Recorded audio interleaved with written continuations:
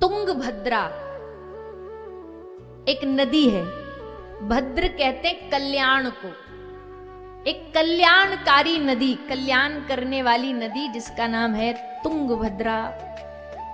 उस तुंगभद्रा नदी के तट पर एक गांव बसा है और उस गांव में एक ब्राह्मण रहा करते थे। ब्राह्मण का नाम है आत्मदेव ब्राह्मण। उस गांव में आत्मदेव ब्राह्मण रहते थे। बड़े विद्वान ब्राह्मण हैं, बड़े संतोषी ब्राह्मण हैं, बड़े सदाचारी ब्राह्मण हैं।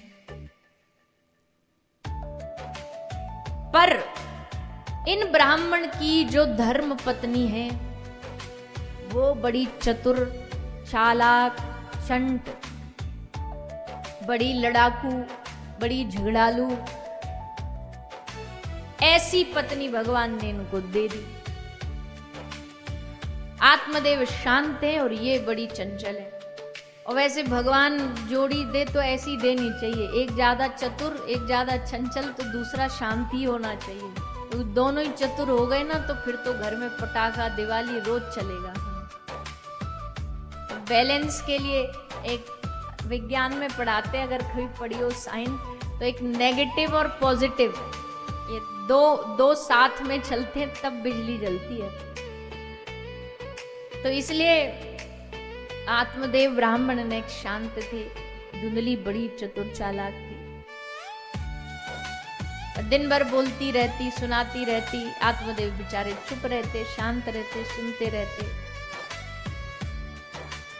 तुंगभद्रा नदी मतलब कि कल्याण की नदी। और कल्याण की नदी क्या है?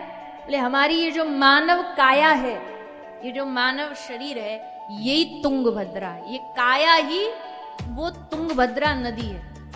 और उस नदी के किनारे एक आत्मदेव ब्राह्मण रहते। मतलब ये नदी और इसके भीतर एक आत्मा जो हमारी है, वो जीव ही आत्मदेव ब्राह्मण है।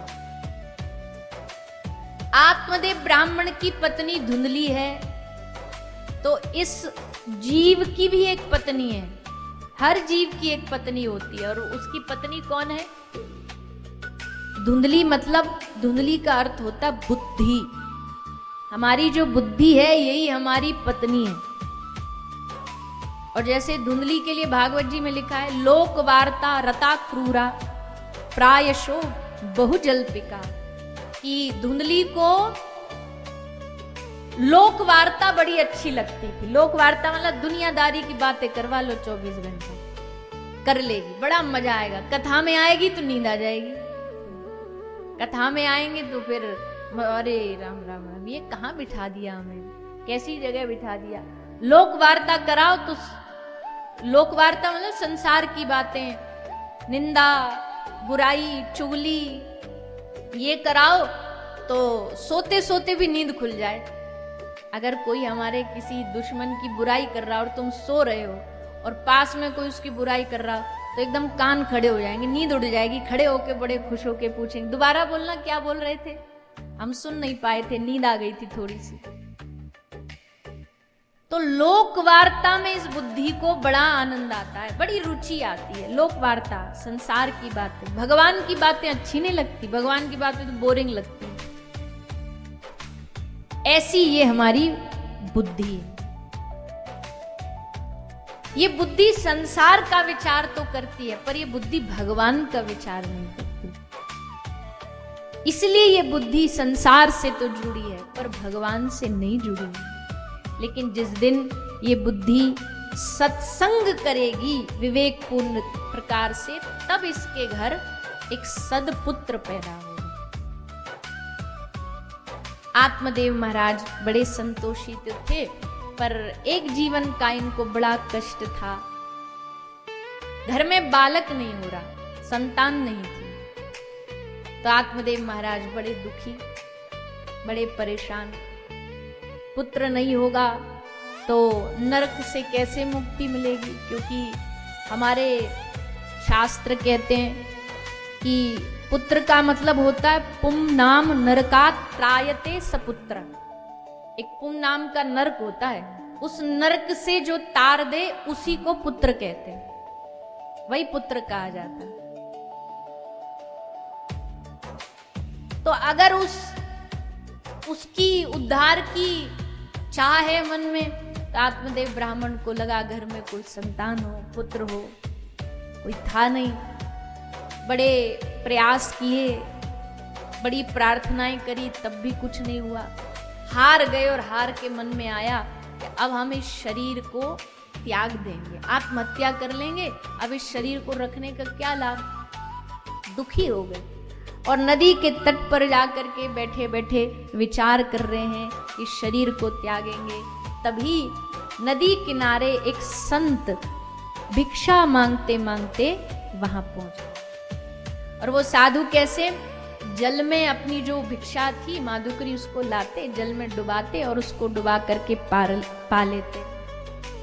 अब पा रहे थे, इतने ही देखा एक ब्राह्मण बड़ी जोर जोर से रो रहा है। साधु आत्मदेव ब्राह्मण के पास गए और जाकर के उससे पूछा कि भैया क्यों रो रहा है, भोजन नहीं है क्या तेरे पल्ले, हमारी झोली वाला तू खा ले, हमारी भिक्षा तू खा ले, हम जो मांग के लाए, हम तो साधु बाबा जी हैं, मिल जाए तो बढ़िया, ना मिले तो बढ़िया, हमारा भोजन तुझे दे देंगे। तो आत्मदेव हंस के बोला कि महाराज घर में खाने की कमी नहीं है, पर घर में खाने वाले की कमी है। खाना तो हमारे पास भी बहुत है, जितना चाहिए आप हमसे ले लो, पर महाराज हमारे घर में कोई संतान नहीं है, इसलिए हम रो रहे हैं, इसलिए हम दुखी हैं। संत बड़े सिद्ध महापुरुष थे।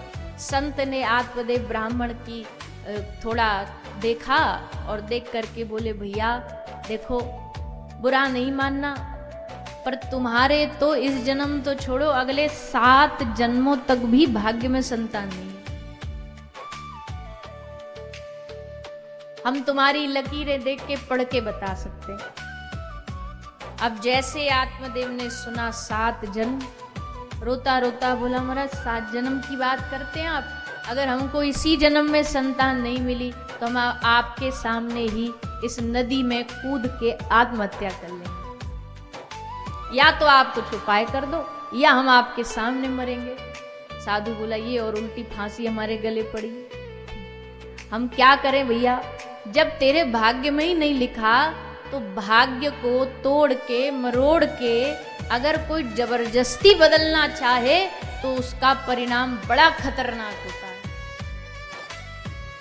लेकिन आत्मदेव नहीं माना, और साधु तो भैया सहज होते ही हैं, दूसरे का दुख देख नहीं पाते। संत ने देखा ये बेकार में मर जाएगा, इससे बढ़िया चलो क्या पता भगवान कृपा कर दें। साधु ने आत्मदेव को एक फल दिया और कहा इस फल को भोग लगाना, भगवान का प्रसाद बना के फिर अपनी पत्नी को खिला देना, क्या पता भगवान कृपा कर दे। आत्मदेव तो बड़ा प्रसन्न हुए, लेके फल आए और अपनी पत्नी धुंधली देवी को कहा देवी लो ये एक फल है और इस फल को तुम खा लेना, साधु की कृपा से हम जो चाहते हमारे घर संतान हो जाएगी। धुंधली बोली रख दो, अभी काम कर रही हूं, कल खाऊंगी। अब रख दिया फल को। इसका मतलब क्या है? इसका मतलब है सत्संग से विवेक रूपी जो फल मिलता है ना, उसको तुरंत की तुरंत ग्रहण कर लेना चाहिए, कल पे नहीं डालना चाहिए। कल पे डालोगे तो फिर बीच में रात ही रात में कुछ ना कुछ ऐसा घटेगा जो आगे आप सुनोगे। इसलिए जो फल साधु की कृपा से, सत्संग की कृपा से प्राप्त हो रहा है, उस फल को तुरंत ग्रहण करो जीवन में। तो फल को दिया, देवी धुंधली फल को रख करके काम में लग गई, आत्मदेव ब्राह्मण भी काम में लग गए। अब धुंधली जब काम कर रही, काम करते करते उसके मन में 1000 प्रकार के विचार आ रहे हैं, 1000 प्रकार की बातें आ रही हैं। फल को खाने के बाद क्या क्या होगा वो सोच रही है, गर्भवती हो जाने के बाद कितने कष्ट झेलने पड़ेंगे वो सोच रही है। 9 मास तक मन मर्जी नहीं कर पाऊंगी, मन मर्जी भोजन नहीं खा पाऊंगी, मन मर्जी जगह नहीं जा पाऊंगी। अब बुद्धि तो बुद्धि है, बुद्धि का मतलब क्या? हमेशा उल्टा सोचना। कई बुद्धि ऐसी होती है वो हमेशा उल्टा ही सोचेंगी, वो सीधा सोच ही नहीं सकती, वो टेढ़ा ही सोचेंगी। चाहे कितना भी आप प्रयास कर लो वो टेढ़ा ही सोचेंगे। तो बैठी बैठी सोच रही है, गर्भवती हो गई, घर में आग लग गई, सब भग जाएंगे, मैं रह जाऊंगी अकेली।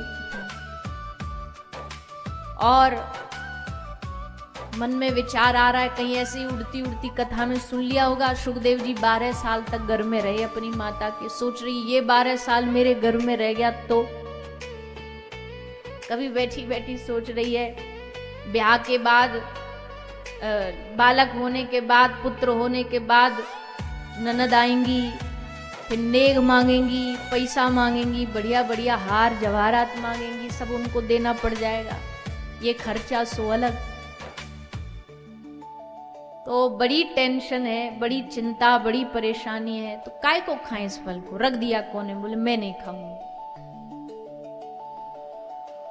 तो इतना सोच ही रही थी। अब कुछ ग्रंथों में लिखा है उसकी एक सहेली आई, कोई कहता उसकी बहन आई, जो भी आई, उसने आकर के उसकी हाँ में हाँ मिला दी। बोले हाँ तू सही कह रही है, मुझसे पूछ मेरे कितने बालक हैं, मैं बताऊंगी तुझे कितना कष्ट, कितना दुख है मुझे।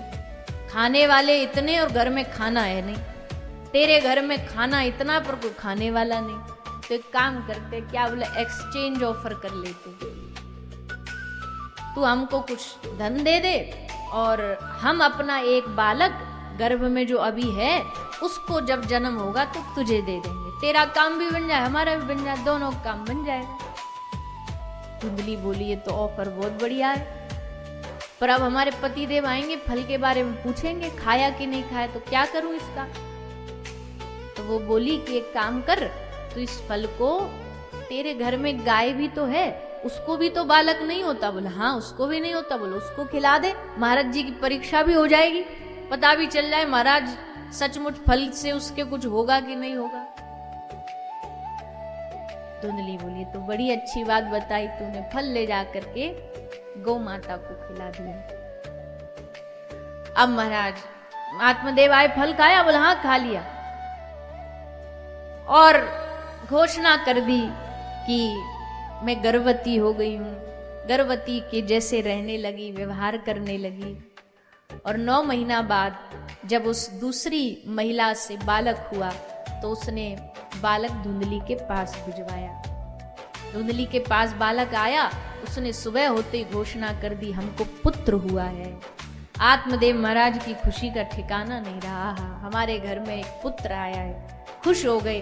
तभी एक और सूचना मिली कि जो गैया इतने दिन से बंधी थी, जिसको बालक नहीं हो रहा था महाराज, उसको भी एक पुत्र का जन्म हुआ है। और गजब देखिए, है तो गाय का बेटा, पर दिखने में कैसा है? पूरा की पूरा मनुष्य जैसा, बस कान गाय जैसे हैं, बाकी पूरा मानव जैसा दिखता है। तो नाम पड़ा श्री गौकर्ण महाराज, और धुंधली के बेटे का नाम पड़ा धुंधकारी। धुंधकारी और गौकर्ण, गौकर्ण महापंडित हैं और धुंधकारी कौन है? महाखल, महापापी है। दोनों में बड़ा भेद है, बड़ा अंतर है। एक महाज्ञानी और एक महामूर्ख, एक सत्कर्मी और एक पूरा की पूरा तामसिक प्रवृत्ति का। एक भजन करने में बड़ा रुचि रखता, भजन करता है दिन भर बैठ करके, तो दूसरा जा जाके लोग को मार रहा है, जला रहा है, लूट रहा है, उल्टे सीधे कर्म कर रहा है।